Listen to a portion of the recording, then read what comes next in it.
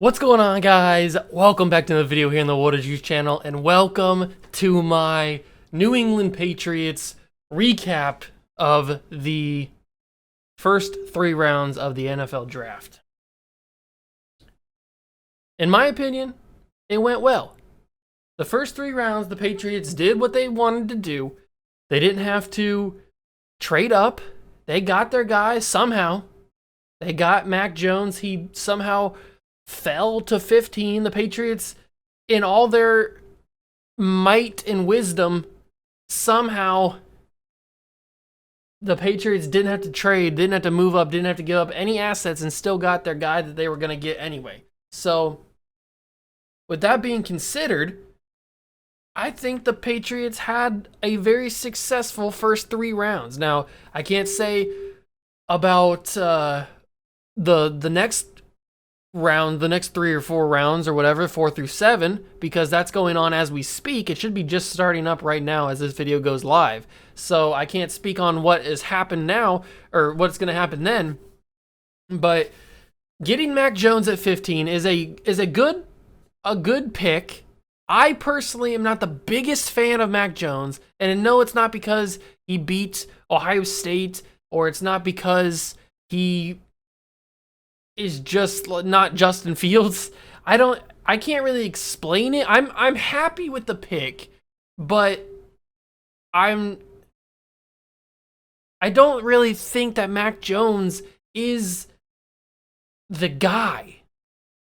I think Justin Fields is better than Mac Jones. I don't think that Mac is the guy, but he does fit the system, which is the whole point, which is why the Patriots drafted him, because he fits the system that they ran for 20 years with Tom Brady. He fits that drop back, read the defense, find the open guy, dink and dunk passes. That's what he fits. And that's why they drafted him. He fits the system. So obviously, if he does well, I'm going to be happy, and I'm going to be excited. And maybe down the line, as he starts to get playing time and he starts to develop more and he starts to play well, maybe I'll start to enjoy him a little bit more. I mean, I'm going to enjoy him, obviously, but it's just not the guy that I would have drafted. Then they go to the second round. They trade up with Cincinnati in the second round to get another Alabama guy. I don't know what their deal is with Alabama. Obviously, I know that Nick Saban and Bill Belichick are friends, but it kind of feels like Belichick made a deal with Saban that he was going to draft all of Alabama guys. So they go up, they trade for Christian Barmore, who in the national championship game was a monster against Ohio State. Trust me, I watched it. He was an absolute force. And adding him to the defensive line is going to be very good with a developing Chase Winovich, some nice young pieces there. I think the Patriots defensive line just got a little bit better with Christian Barmore. I think if he develops, he could be another stalwart at defensive tackle like Vince Wilfork was. Obviously, he's not as big as Vince Wilfork was. But if he can fill that need in the nose tackle position, then that could allow for all the other athletes like Matthew Judon, who they just added, to pass rush and get off the edges, and then Barmore can kind of suck up the middle and control that area. So that's a solid pick. I am beyond happy with the fact that they traded up with Cincinnati to get Barmore. I'm completely fine with that pick. In the third round, they got Ronnie Perkins out of Oklahoma. Now, I don't know a lot about Ronnie Perkins. I know a little bit about him. I know that he's pretty quick.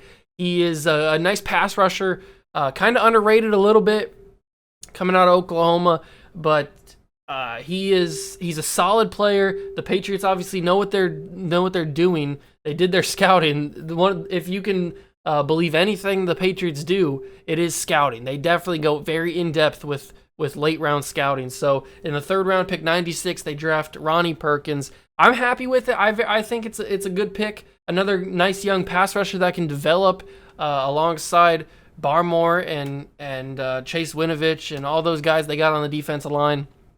So they could also stand him up and rush him as a linebacker. I don't know how athletic he is. I think he's kind of athletic. Like I said, I don't really know a ton about him.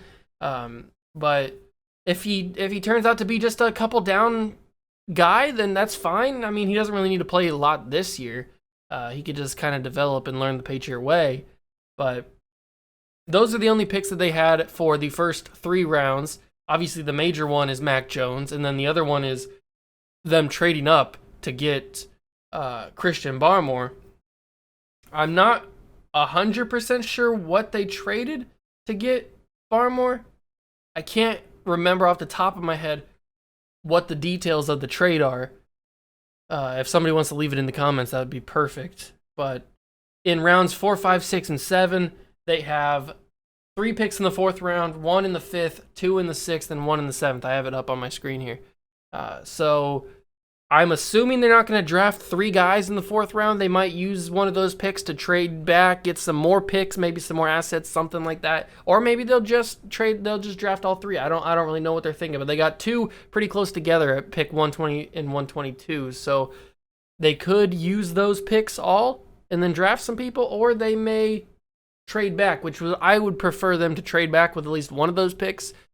Maybe you can get like a 5th and a 6th next year or something, maybe a 4th next year, something like that, from another team.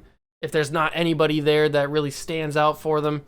Like I said, I don't know how in-depth their scouting went. I know it went pretty in-depth, but it always does, but I don't know who they're kind of targeting in the draft this late. I'm sure they'll find some nice gems or something, but I'm sure everybody, they don't want to hear my breakdown of Ronnie Perkins and Christian Barmore.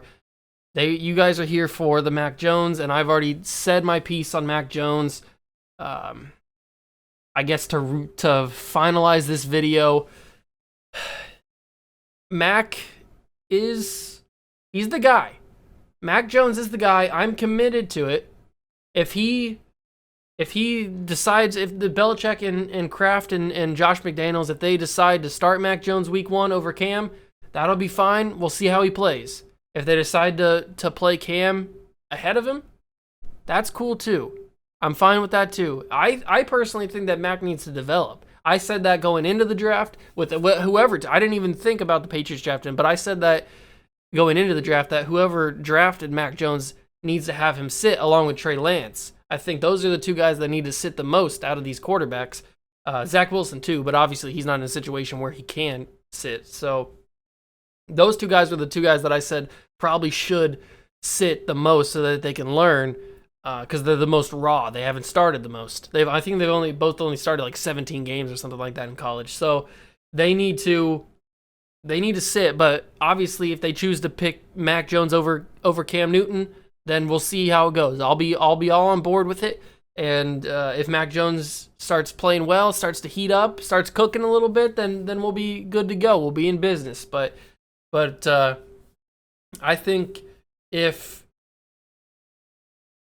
Mac Jones is a quality quarterback who can just get the ball to the receivers, then this team is back in the playoffs, because the pieces that they added with the 2 tight ends, the Nelson Aguilar signing, Matthew Judon on the defense, bringing Kyle Van Noy back, who seems to leave, then come back, then leave again, then come back really quickly. I don't know what's going on with him, but he keeps rotating back in and out. But with him coming back, I think this team is back in the playoffs if they have a competent quarterback, and whether that be Cam Newton coming off of a rough year, or whether that be Mac Jones, the young rookie, who knows? But I'm excited for this season. I'm excited to see what Mac Jones does if he ends up getting some playtime. I'm especially curious to see the preseason, because I'm sure obviously he's going to get some playing time in the preseason, so that's going to be interesting to see. But that's going to do it for this video, my breakdown of the first 3 picks. There wasn't really a lot to break down. It was mainly just the Mac Jones opinion thing, the reaction to him getting drafted. But tomorrow on Sunday is going to be the full draft recap. Not really a full draft recap, just kind of like if anything really stood out to me, and then like big key pieces, like little notes and nuggets and stuff from the entire 7 rounds of the NFL draft. That's what Sunday's video is going to be. Monday's video is going to be talking about probably Aaron Rodgers, depending on by Monday if anything big happens.